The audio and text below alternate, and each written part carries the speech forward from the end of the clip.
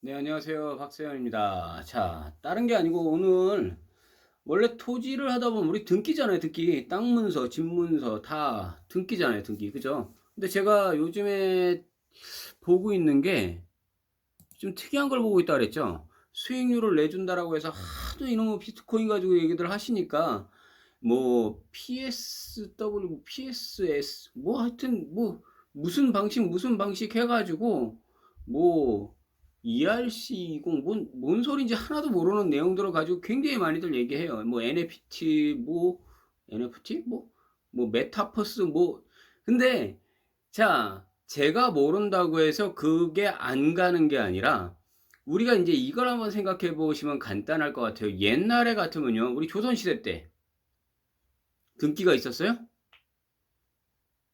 무슨 소리예요? 그냥 그럼에도 불구하고 관에서 어느 정도 인정했을 때 이건 우리가 그게 있었던 걸로 알아요.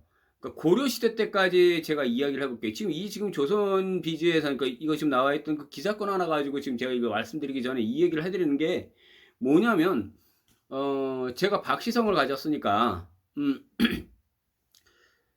왕건이 이제 고려조를 막 얘기를 할 때 보면 박수문 박수경 형제들 뭐 그들한테 이제 공신들한테 땅을 준단 말이에요. 그 제후들을 다 두면서 똑같은 이치인 것 같아요. 당시에도 그러면 막 종이 문서로 해가지고 등기로 해서 뭔가 땅땅땅 찍어가지고 아 이렇게 해서 다 나눠줬나요? 뭐 공산전투에서 죽었던 신승겸 뭐 이런 사람들 같은 경우는 뭐 황해도 해주 쪽인가요? 그 일대 그 자손들한테 그 땅을 주고 이런 것들을 보면 이 부동산 등기 얘기 때문에 제가 이 얘기를 잠깐 해드리는 겁니다.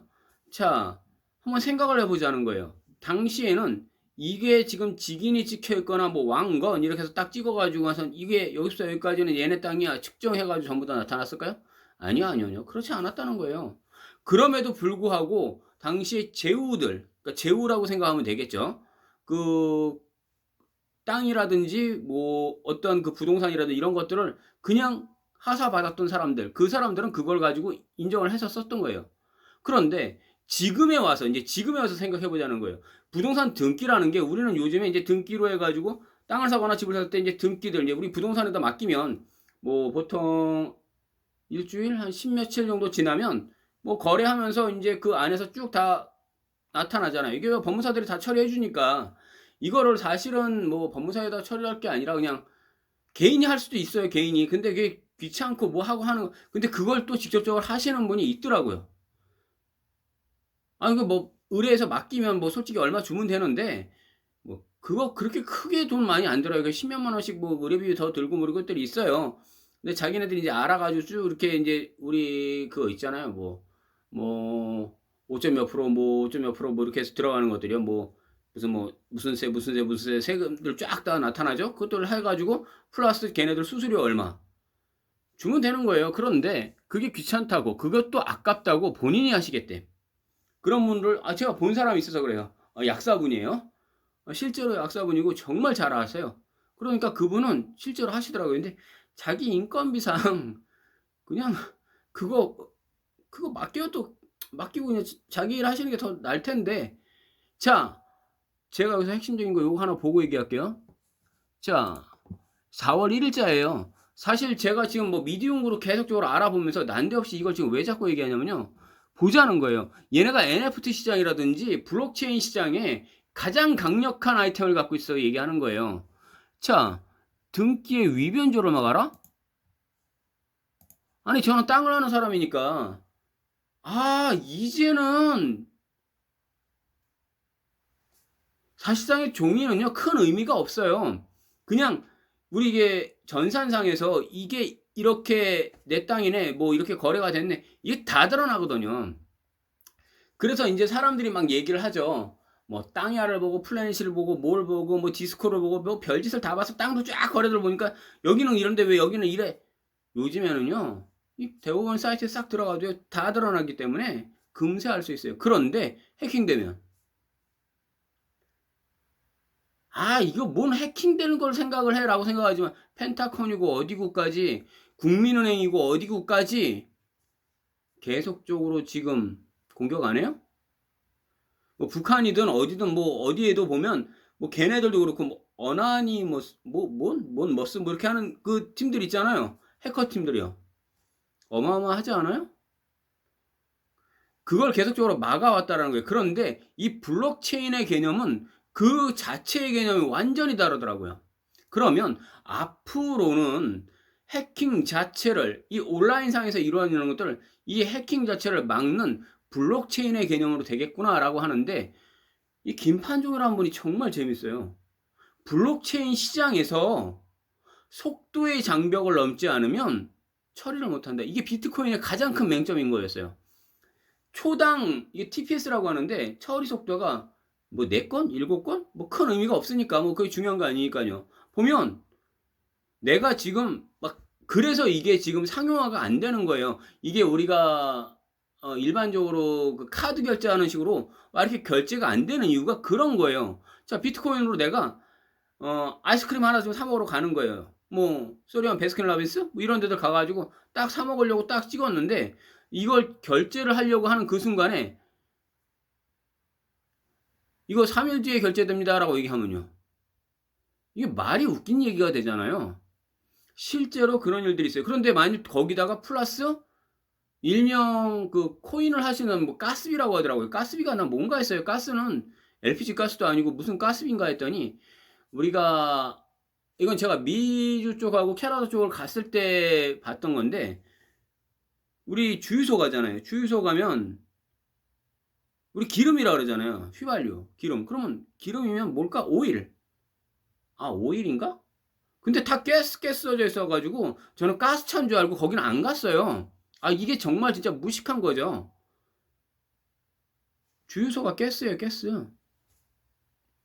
그러니까 걔들의 말하는 용어를 봤더니 지금에 와서 저도 지금 알아보는 중이니까 말씀드리는 거예요.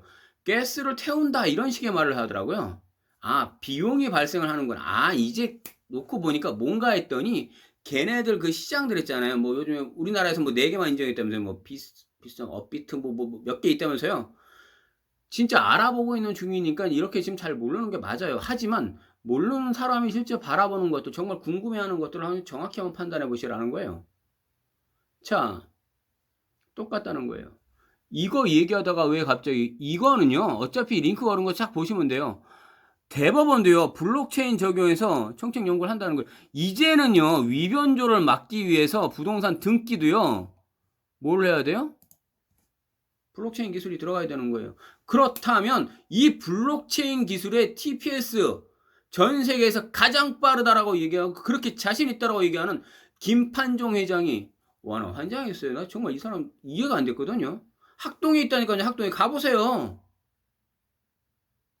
그런데 부산시하고 또 특구를 맺어서 거기까지 또 내려가요. 마치 다음이 제주도로 내려간 것처럼 이 회사가 왜 할 일이 없어서 저는 코인 바닥이요? 막말로 얘기할게요. 제가 부동산 바닥이요? 막 이렇게 얘기를 해요. 하찮게 얘기한다고요? 아니요. 다 사자처럼 막 사기꾼처럼 그런 사람들한테만 있었으니까요. 근데 돈 버는 사람은요? 어떻게 보실 거예요? 그런데 저는 말씀드리는 거예요. 여하튼 다른 거 다 빼고 미디움이라는 이 회사가 날라먹고 없어질 회사다라고 보신다면 아닐 것 같아요. 근데 저는 정말적으로 이제 하나씩 봐요. 와, 이 부동산 등기에 있는 NFT에 있는 것까지 복제 불가결한 뭐 우리 컨트롤 C, 컨트롤 V 막 이렇게 붙여넣기 이게 안 되는 거예요. 그냥 암호화폐처럼 쫙 써 암호화돼 있는데 이거를 블록체인으로 또 연결한다는 거예요. 위변조가 안 되게끔 해킹이 불가결하게끔 또 탈중앙화 막 뭐 다오 시스템 어쩌고 얘기하는데 뭔 말인지 하나도 모르겠어도 저하고 똑같을 거예요. 하나씩 다 찾아본 거였어요. 이제는 알겠습니다. 이쪽으로 가는 거예요. 이제 종이로 문서화되어 있는 거요? 아니요. 이렇게 블록체인 기술로 이제 들어간다라는 거였어요. 그래서 수익률을 본다, 투자를 한다, 다 좋아요. 회사를 보고 하세요. 회사를 보고요. 그 기술력을 보고 하세요. 그러면 요즘에 많더라고요. SK도 보니까 무슨 뭐 요즘에 뭐 광고가 뭐 나왔어요. SK 무슨 하이닉스가 아니에요. 무슨 그리고 또 요즘 뭔 이런 뭐 셀 뭐 어쩌고 하는 그런 데들도 있고 정말 많이 나오는데요. 그 회사들이 결과적으로 원천에 자기의 무언가를 갖고 있는가를 생각해 보시면 돼요. 제가 하도 "요쪽을 좀 알아보고 있어."라고 제 쪽에 얘기하니까 제 아는 분들이 저한테 얘기를 해요. "저기 박 소장님 그거 다 거의 사기꾼들이 많은데 정말 알고 하십니까?" "아니 모르니까 지금 알아보는 거야. 하지만 내가 수익을 나중에 보는 게 안전하게 보는 게 본다면 그때 가서는 확실하게 얘기해 줄게. 얘네가 요번 달 말에 4월 말에 그러니까 5월 초까지 딱 보시면 되겠죠? 아 그럼 전 솔직히 생각했어요. 5월 9일 윤석열 정부가 딱 들어가는 그 시점까지 보려고요. 네. 상장이 된대요. 뭐 메인넷인지 뭔지 뭐 희한한 게 런칭이 된다고 막 얘기를 하는데 모르겠어요. 그게 뭔지도 모르겠지만 여하튼 되면은 대박이라고들 얘기하더라고요. 코인을 아시는 분들은 얘기하더라고요. 메인넷이 자기네가 자체 기술력으로 만들면 일단 대박이라고 얘기하더라고요. 아 그래? 그럼 내가 수익을 많이 보겠네? 그럼 그때 가선 가격이 오르겠네?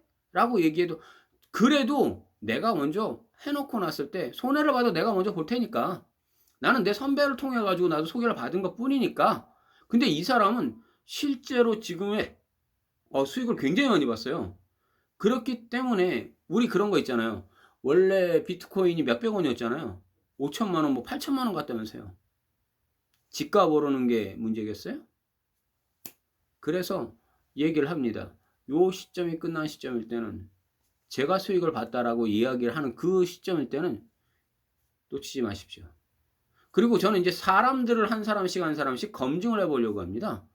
여기에서 말하는 진짜 이 대표급이었던 사람들 실제로 검증을 해보고 이 사람들이 다음 판에 요거 보면서 제가 얘기할 때 최영규 박사라는 사람을 갖고 얘기했더니 이걸 갖고도 또 시비를 걸더라고요. 뭐 엔비디아에 어쩌고 얘기를 했는데 아니 이 사람이 기술력자고 기술자니까라고 얘기했더니 그걸 또 안 믿어요. 그러면 그 사람에 대해서 하는 것들도 또 만들어 드리겠습니다. 여기까지 하겠습니다.